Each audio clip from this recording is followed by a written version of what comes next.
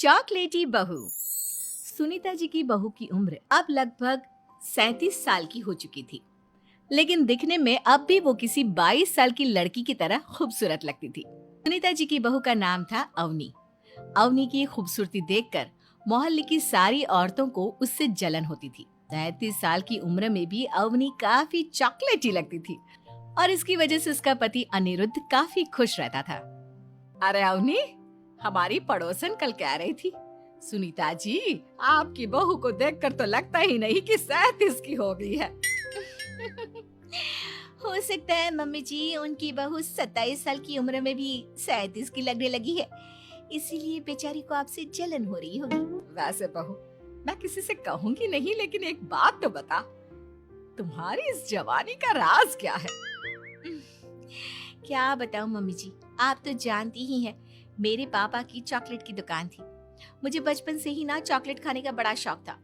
और एक बात बताऊं, मैंने अपने बेडरूम में एक बड़े से बॉक्स में बहुत सारी चॉकलेट रखी हैं और रोज कम से कम 4 चॉकलेट खाती हूँ। बस इसी की वजह से मैं इतनी चॉकलेटी और खूबसूरत दिखती हूँ।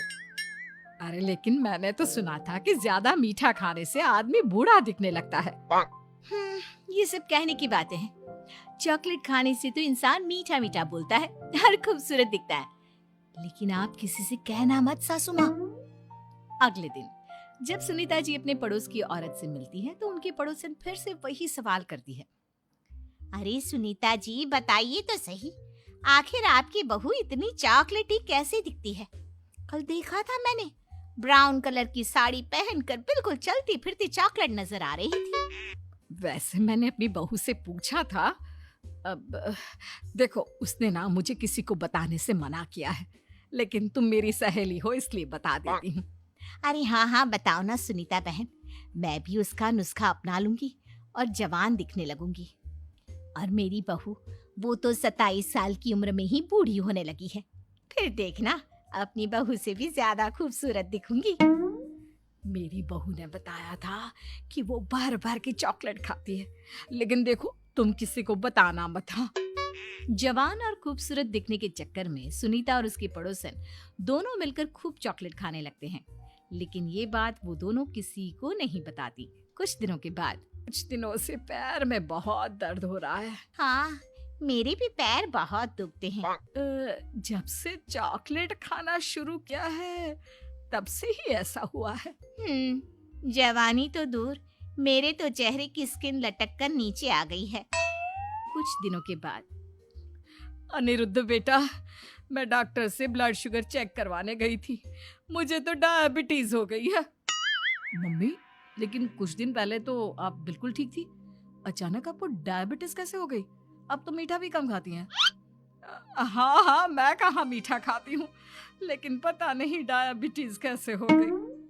सुनीता अपने बेटे अनिरुद्ध से चॉकलेट खाने वाली बात को छुपा लेती है और अपनी पड़ोसन सहेली के पास जाती है। अरे क्या बताऊं बहन, चॉकलेट खाने के चक्कर में जवानी तो आ नहीं रही, डायबिटीज की बीमारी लग गई।